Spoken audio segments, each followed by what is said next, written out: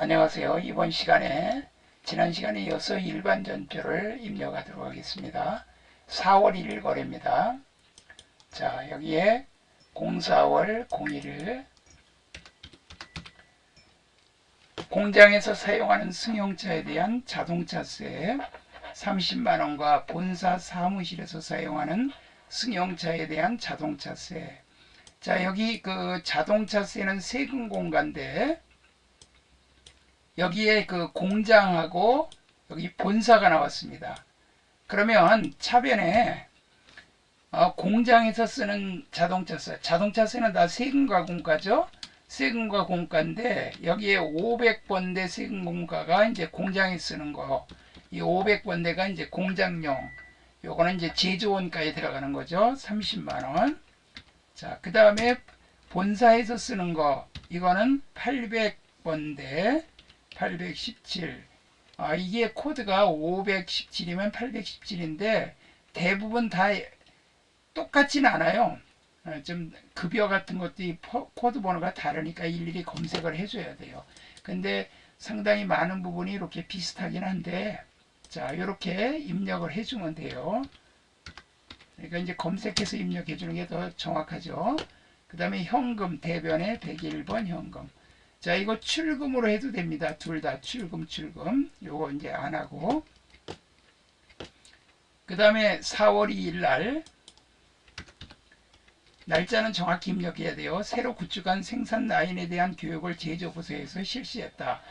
강의는 외부 강사를 초빙하였고, 여기서 특히 그 생산 라인, 그 다음에 강사료, 그리고 원천 징수를 제외하고 현금으로 지급했다. 그럼 이거는 교육훈련비거든요. 교육훈련비. 자, 여기에 교육훈련비에 생산 라인이니까 500번대입니다. 500번. 이 코드 조심해야 돼요. 그리고 대변은 원천징수니까 요거는 이제 예수금, 회사가 띄어서 맡아가지고 있다 세무서에 내는 거죠. 자, 여기 대변에 예수금,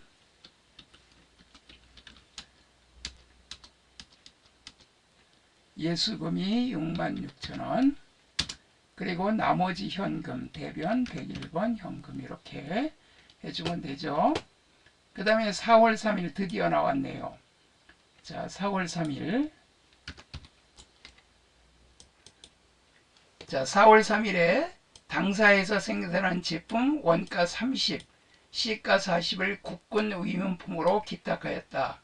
부가가치세는 무시하고 적요는 반드시 입력할 거. 바로 요겁니다. 적요 8번 입력해야 돼요. 그러니까 차변에 위문품이라 그러면 이제 기부금이죠. 기부금은 여기 900권대 하나밖에 없어요. 영업비 비용. 회사 업무하고 관련이 없죠. 이거는. 근데 이거 기부금은 여기 원가 30만원, 자기가 그 생산한 제품은 이제 원가로 줘야지 시가는 이제 팔아야 시가가 나오는 거고, 그래서 이 원가 30만원만 해주면 돼요. 여기 저 부가가치세는 무시한다 그랬으니까, 만약에 부가가치세를 무시한다는 말이 없으면 이제 메인 매출 전표에서 이거 입력을 해야 되거든요. 그럼 그 부가세 10%, 시가의 10%인 4만원을 여기다가 가산해서 해줘야 돼요. 근데 지금은 그냥 원가 이것만 해주면 됩니다. 그리고 대변에 제품. 자, 근데 요 적요란에 여기 8번 보시면 타개정 대책. 자, 요거 8번 요렇게 적어줘야 돼요. 적요 적는 거는 이거 하나만 하면 됩니다. 제품이 지금 대변에 갔죠? 재고자산이 대변에 갔을 때만 적요 8번입니다. 그 외에는 적요 입력 하나도 안 해도 됩니다. 시험 볼 때는 적요 입력은 안 해도 됩니다. 그러나 그 채권 재무는 반드시 거래처 적고, 채권 재무 거래처 적고, 적요는 입력 하나도 안 해도 되는데 이 적요 8번 타개정 대체 이건 반드시 적어줘야 됩니다. 이거 입력 안 하면 틀립니다. 적요는 8번 요거 하나만 재고자산이 대변에 갈 때 꼭 암기해 두세요. 그리고 채권 재무는 거래처 꼭 입력해야 되고, 지금 제가 말씀드린 요 사항을 빼뜨리면 분계는 맞게 했더라도 이게 틀린 거로 채점합니다. 4월 4일 날 기획팀과장 조세호에게 출장을 명하고 여비계산액 30을 현금으로 지급하였다. 신규 거래처 코드, 이 거래처 코드라기보다 이 조세호가 지금 요 2000번으로 등록을 하라는 얘기예요. 왜냐면 회사가 출장 가는 직원들이 뭐 꼭 한 사람, 조그만 회사라면 한 사람만 출장 다닐 수 있겠지만 큰 회사는 출장을 여러 사람이 나갈 수 있죠. 그럼 이 여비는 대략 기준 계산하는 거고 돌아와 봐야 정산하니까 누구한테 얼마 주는지 알기 위해서 이걸 거래처를 적으라는 얘기예요. 그러니까 이거 차대변으로 그냥 분기하겠습니다. 차변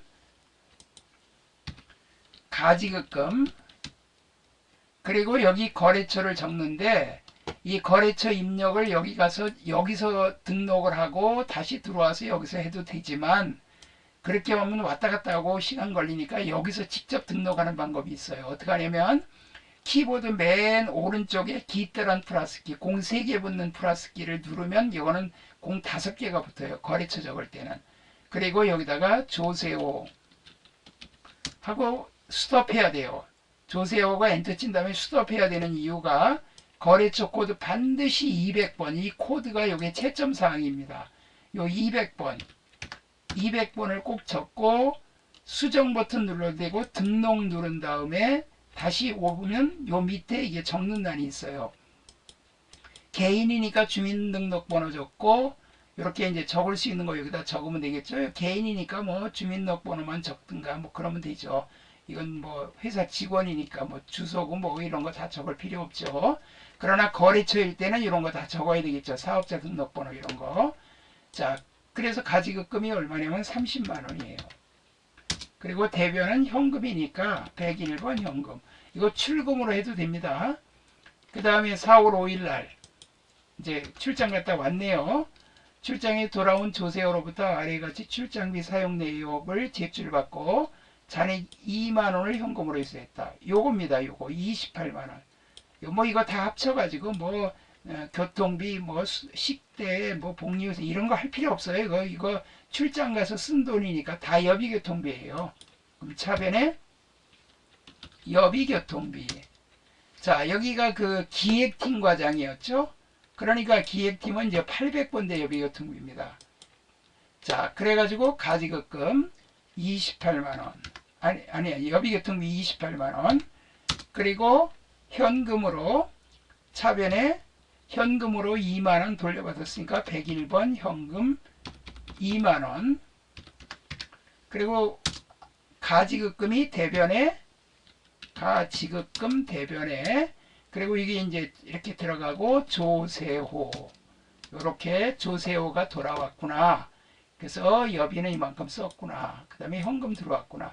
만약에 모자르면 추가로 현금을 더 줘야 되겠죠. 근데 이거는 현금을 이제 돌려받은 겁니다. 모자라면 추가로 더 지급을 해야 되는 겁니다. 4월 6일 날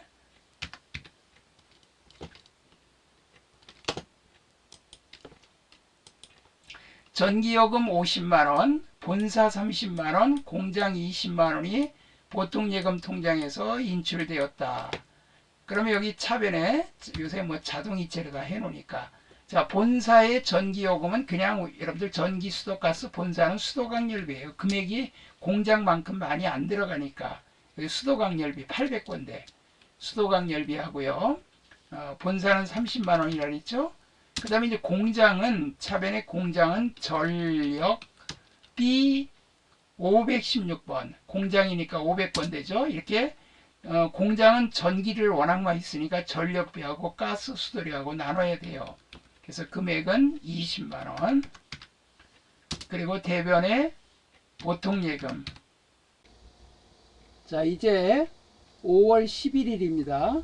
5월 11일 날 급여를 보통예금에서 직원의 보통예금 계좌로 이체 지급했다. 그래서 여기 급여총액, 그러면 여기 관리직 급여가 있고 생산직계 있는데 이 관리직 거는 급여라고 분계를 합니다. 근데 이제 생산직은 요건 임금이라고 분계를 해줘야 맞아요. 생산직은 임금으로 해줍니다. 그리고 이제 요런 거 밑에 요거는 다 공제니까 소득세부터 요건 다 공제니까 요 공제 합계 요거를 예수금으로 회사에서 원천징수해서 띄워놨다가 이제 세무서에 납부해 주는 거죠. 그리고 요 4대 보험은 공단에다 납부해 주면 되죠.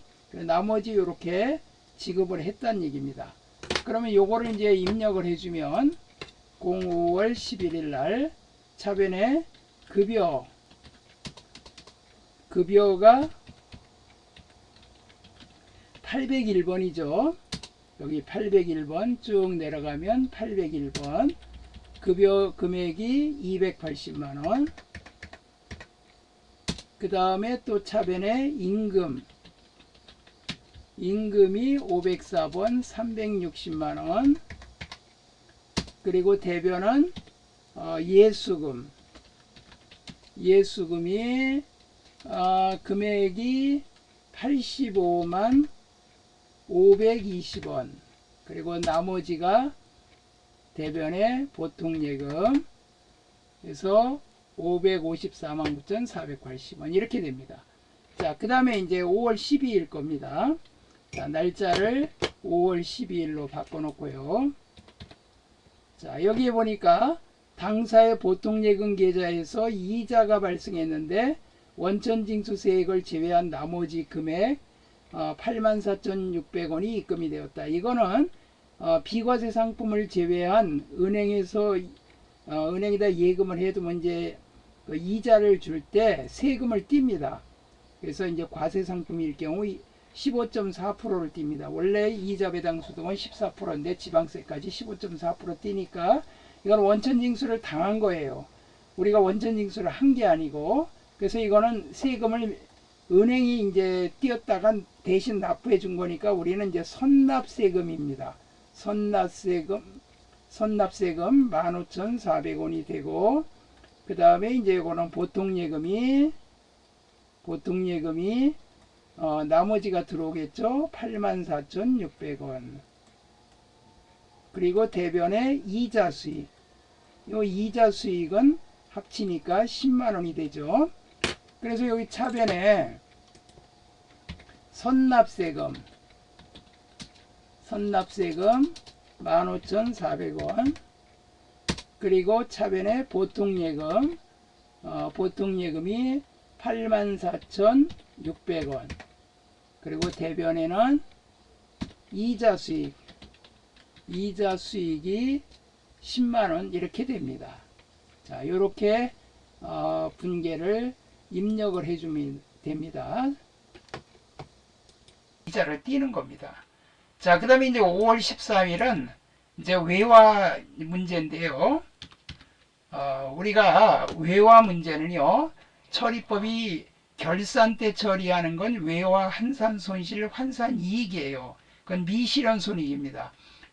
결산 때 가지고 있는 자산, 외화 자산이 뭐 증가되거나 외화 부채가 뭐 증감되거나 그러면 그거 따져가지고 환산 손실 환산 이익인데, 이거는 미래은행으로부터 차입한 단기 차입금에는 외국한 금액이 포함되어 있다. 즉 달러로 차입한 게 있다 이 말이에요. 이를 상환하기 위하여 은행에서 달러로 환전하여 상환했다. 한국 돈으로 갚을 수가 없죠.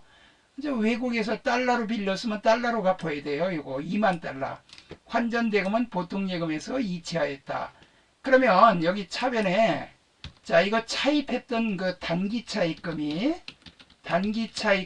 갚아지는데, 이게 지금 누구한테 갚은 거냐면 미래은행한테 달러로 빚을 냈던 것인데, 빌렸을 때 1달러당 1,000원이에요. 그러면 요거 이렇게 곱하니까 2천만 원을 빌렸었거든요. 그런데 지금 이거 갚으려니까 지금 환율이 1,200원으로 올랐어요. 이렇게 1,200원으로. 그러면 요 1,200원하고 2만 달러 곱하니까 2,400만 원. 이거를 보통예금에서 지급했대요. 103번 보통예금. 자, 보통예금에서 얼마를 지급했냐면 2,400을 지급했어요. 그럼 400을 더 줬죠. 요새 지금 환율이 많이 올라서 빚 갚으려면 한국 돈 많이 갖다 줘야 돼요. 그러면 요거 지금 대변이 더 많죠? 그러니까 요건 차변에 대변 금액이 더 크니까 차변에 돈을 더 갚았으니까 외환 차손이에요. 외국환을 외국 환산해서 갚아서 차이가 나서 손해봤다. 외환 차손. 요렇게 400만원 요렇게 분기하는 겁니다. 그러니까 덜 갚으면 외환 차익, 더 갚았으니까 외환 차손.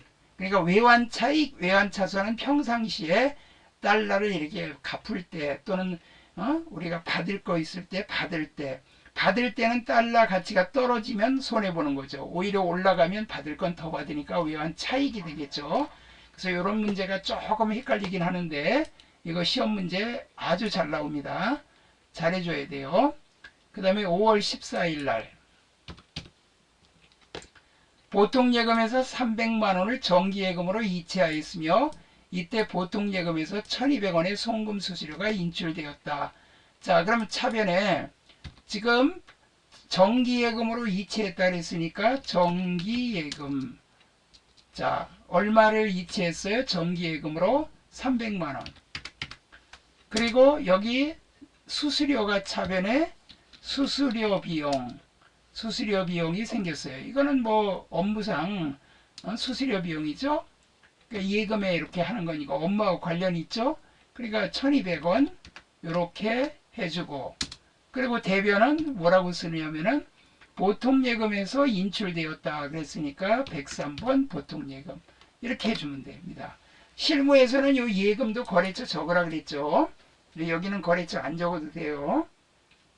이렇게 공부하고 자격증 따고 회사 취업했는데 이렇게 자격증 공부할 때 안 적은 버릇으로 그냥 회사 가서도 이거 안 적었다는 사장님한테 혼납니다. 이거 반드시 적어줘야 돼요. 그래야 예금이 어디 은행 예금이 얼만큼 줄었는지 표시가 되고 다 이렇게 장부에 제대로 기재가 될 거 아니에요. 여기 보면 그 예금 예적금 현황이 있어요. 여기 예적금 현황 이게 제대로 나온다고요. 받으러 현황, 지급 현황, 예적금 현황 이런 거 다 여기서 제대로 작성이 되려면 이거 예금도 거래처 적어야 되지만 시간 관계상 우리 전산회계 시험 볼 때는 채권 채무만 거래처 적고 예금은 은행 안 적어도 됩니다. 적요는 적요팔 타계정 대책만 적습니다. 재고자산이 대변에 갔을 때. 자, 그 다음에 이제 5월 15일 거. 자, 효원 기계로부터 투자 목적으로 토지를 구입하고, 지금 이게 투자 목적이에요. 토지가 아닙니다. 이때는 투자 부동산이에요. 현금으로 1,500만원, 나머지는 약속원 발행했어요. 자, 이거 약속원 발행해도 이거는 지급보험이 아닙니다. 이거는 이거 하나의 그 담보식으로 제공한 거예요. 우리가 지급보험이라 그러면 안 돼요. 이거는 미지급금으로 해줘야 됩니다. 그냥 하나의 그 금융보험, 융통보험이라 그러죠. 어음을 발행해주고 또한 취득세 100만원을 현금으로 납부했다. 그러면 이거는 차변에 토지라고 그러면 틀립니다. 투자 목적이니까 투자 부동산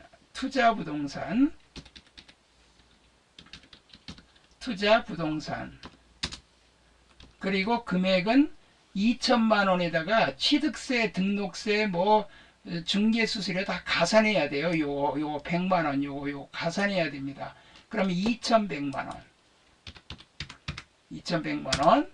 그리고 대변은 이 중에 그 현금으로 1,500만 원 주고, 그러면 현금 101번 현금 여기서 1,500만 원이 나가고, 그 다음에 나머지 대변 500만 원 있죠? 그건 약속원 발행했으니까 지급보험이 아닙니다. 253번 미지급금으로 해줘야 돼. 이거 주의해야 됩니다.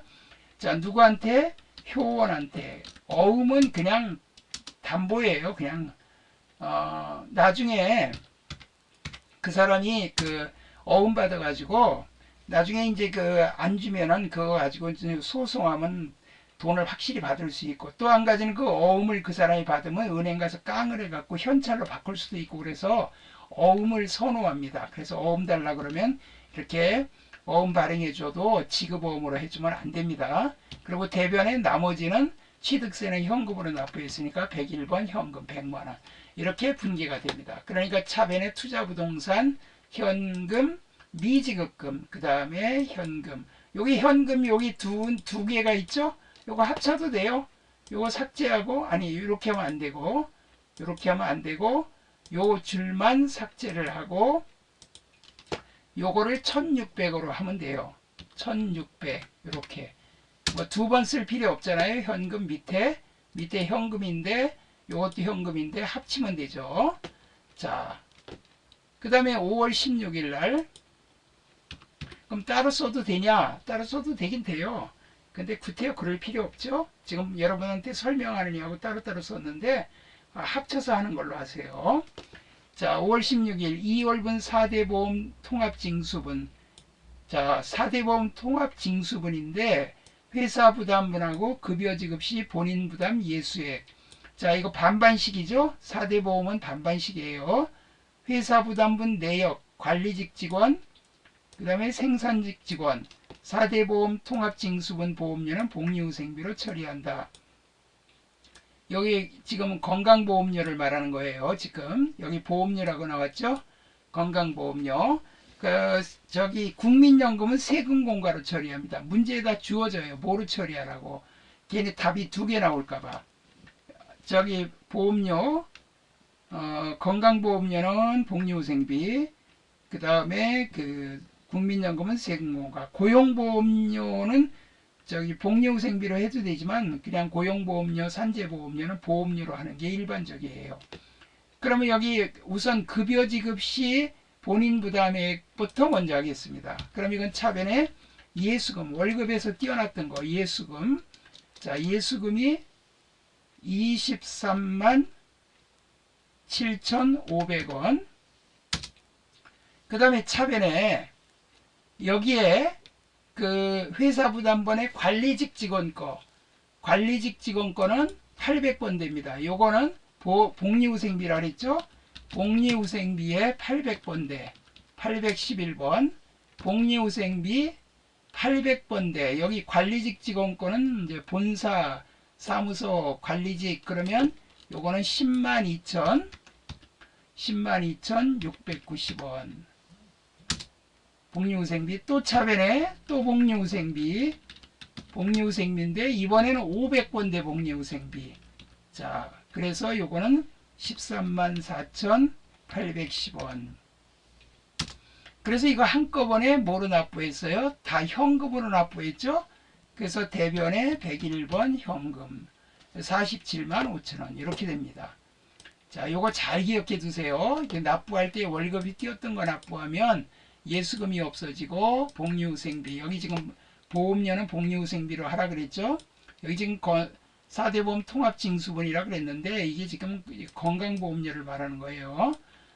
그 다음에 5월 17일 국민연금이다 그러면 여기 세금 공과로 하라 이렇게 나와요. 또 자, 5월 17일 날짜 정확히 입력해야 됩니다. 마인에 대한 미지급금 300만원을 당사 당좌예금에서 계좌 이체에 지급하다. 그러면 차변에 미지급금 253번 코드 외우세요. 251번 외상매입금, 252번 지급보험, 253번 미지급금.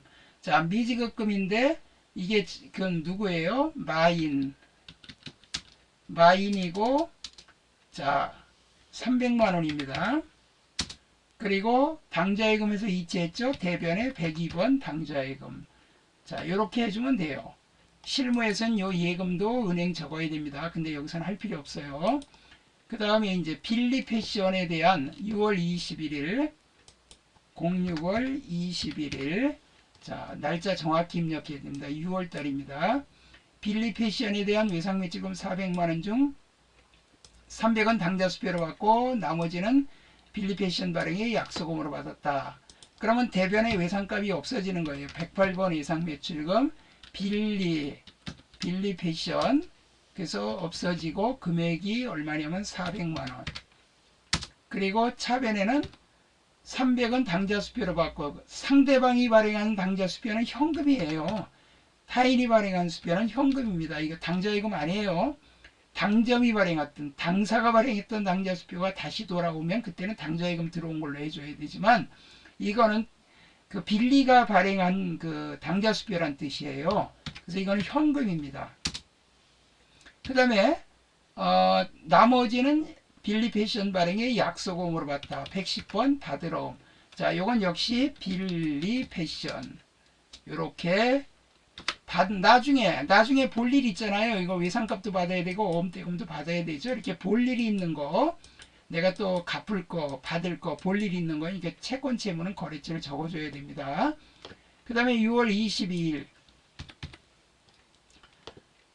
당사의 최대 주주인 유재석 씨로부터 물류창고를 신축할 부지를 기증받았답니다. 토지에 대한 등기 비용 170만 원을 당자수표 발행에 지급했다. 현재 토지의 공정가치는 2천이며, 자, 여기서 공정가치가 2천인데 유재석이가 취득한 그 장부금액, 이건 필요 없어요. 자, 여러분들 할아버지가 옛날에 100원 주고 산 땅이 지금 100억이 됐다. 그러면 100원이라고 기재하는 게 맞아요? 100억이라고 기재하는 게 맞아요? 100억이라고 기재해야죠. 현재 가치로 우리가 토지를 분개를 해줘야 돼요. 그래서 여기 부지, 신축할 부지는 토지잖아요. 차변에 토지가 들어오는데 여기 2천만 원이고 등기 비용까지 합쳐서 2,170만 원. 2,170만 원. 그리고 대변에 170원 당자수표 발행했어요. 102번 당좌예금. 그래서 요거 금액이 170만 원. 170만 원. 나머지 대변, 나머지는 뭐라고 쓰느냐면 이게 지금 뭐예요? 기증을 받았죠? 그러면 자산 수증이익입니다. 자산 증여이익, 옛날에 증여이익 그랬는데 지금은 받을 숫자 증여를 받았다. 그래서 자산 수증이익 이럽니다. 이렇게 분개해요. 취득세, 등록세 다 가산하는 겁니다. 그 다음에 6월 23일. 자, 23일은 원단의 외상매출금 525만원 중 125만원 현금 받고 잔액은 약속금 받다. 약속금 받은 받으러움이죠. 그럼 대변에 외상매출금 108번 외상매출금 거래처가 원단 상사. 자, 금액이 525만원. 그리고 차변에 125만원은 현금 받고 그랬으니까 101번 현금. 자, 금액이 125만원. 그리고 나머지는 약속금으로 받았어요. 110번 받으러. 역시 이거는 원단한테 어음대금 받아야죠. 원단 상사. 이렇게 채권 채무, 이건 채권이죠. 둘 다 받을 거래처를 꼭 적어야 됩니다. 이거 하나라도 빼먹으면 이 분계는, 이 전표 입력은 3점이 그냥 틀린 거예요. 그 다음에 6월 24일 날 거래처 주 대안에 대한 외상매입금 중 300원 당사가 발행한 약속보험으로 지급하다. 대안에 대한 외상매입금을 약속보험으로 지급했다. 지금 6월 24일은 차변에 외상매입금 251번 지금 대안이죠. 대안에 대한 외상매입금 300만원. 지금 현찰로 갚은 게 아니라 어음으로 갚은 거예요. 나중에 돈 갚을게. 그리고 지금 22년 1월 31일 요게 지금 오타가 났네요. 요게 25년입니다. 25년 지금 이게 수정이 안 돼서 그래요. 지금 24년도 거래죠. 그럼 25년도 과거에 준다는 거 말이 안 되죠. 이거 날짜는 보지 마시고, 이 어음은 보통 기간이 3개월 이내인데 그 초가 되더라도 그냥 지급어음이에요. 252번 지급어음. 자, 이거는 누구냐면 대한. 그럼 왜 그러면 어음을 이렇게 써주느냐? 이 사람은 어음이라도 받아가지고 은행에서 깡을 해갖고 돈하고 이렇게 바꿔서 할인해서 돈 쓰려고 하는 거죠. 돈이 없으면 그러면 어음이라도 써줘라 이렇게 하는 거죠. 6월 25일 날 거래처 빌리패션에서 받은 받으러옴을 거래은행인 경제은행에서 할인하고 할인료를 차감한 실수금은 당좌예금에 입금하였다. 매각거래로 처리할 것. 매출채권 처분 손실로 하라 이거예요. 차익거래로 하면 이게 단기차익금 내고 이건 이자 비용이 되는데, 매각거래일 때는 받으러움이 완전히 나가는 거예요. 대변에 받으러움, 차변에 매출채권 처분 손실, 그리고 당좌예금. 그래서 이거 대변에 받으러움 110번 받으러움이 나가는데 빌리패션 거 빌리패션. 자, 그래서 금액이 얼마가 되냐면 200만원. 200만원이 할인이 됐고 할인료를 차감한 실수금. 그럼 차변에 할인료는 매출채권 매출채까지 찍어야 돼요. 매출채권, 처분손실 이렇게 세 글자. 더 전 프로그램은 여기 세 글자 못 찍어요. 그때는 F2 눌러서 도움말키 눌러서 거기다가 세 글자 찍어야 돼요. 두 글자 찍으면 한참 찾아야 돼요. 5만원. 그리고 나머지는 당좌이금하다. 차변에 102번 당좌이금. 그래서 금액은 대변이 아니고 차변. 차변에 당좌이금. 금액은 195만원. 더 전 프로그램은 요 금액이 자동으로 안 찍힙니다. 그래서 이렇게 빼가지고 계산해서 우리가 찍어야 되는데 이 K랩은 자동으로 찍히는 경우가 많아요. 받으러 나가고 매출채권 처분손실 당좌이금. 요 어음 빌리페이션이 거래처 제대로 다 입력해줘야 돼요. 여긴 뭐 할인할 때는 뭐 빌리페이션 적지만 배서양도 할 때 특히 조심해야 돼요. 배서양도 할 때는 그 어음 발행인을 거래처를 적어야 됩니다. 그 다음에 6월 26일 날 원재료 매입하고 대안에 발행해준 약소금이 만기가 도래하여 당좌수표 발행하여 지급하다. 과거에 대안한테 내가 발행했던 약소금이 날짜가 돼가지고 이제 갚을 날이 돼서 돈을 갚았다 이 말이에요. 그러면 차변에 발행해준 약소금은 지급어음이죠. 252번 지급어음 여기 대안에 발행했던 거예요. 500만원. 자, 그 다음에 대변은 도래하여 당좌수표 발행하여 지급하고 그러면 102번 당좌예금. 그래서 이런 식으로 입력을 해주면 되죠. 분계를 하는 거예요. 여기다가 분계. 그러니까 분계를 입력하는 거예요. 과거에는 손으로 다 장부에 기록을 했는데 이제 컴퓨터에다가 입력하면 자동으로 전표 입력하면 이런 장부가 자동으로 다 작성됩니다. 재무제표까지. 총계정 원장에 전기도 자동으로 해주고요. 그 다음에 6월 27일 날 그래서 이 프로그램이 아주 편리한 거죠. 대안에 대한 원재료 주문하면서 계약금을 당좌 예금 계좌에서 이체했다. 그러면 여기 차변에 계약금을 주면 선급금입니다. 그다음 이건 누구한테 줬어요? 대안한테 줬으니까 나중에 원재료 사면서 그 계약금 준 거는 공제하고 나머지만 주면 되겠죠. 100만원.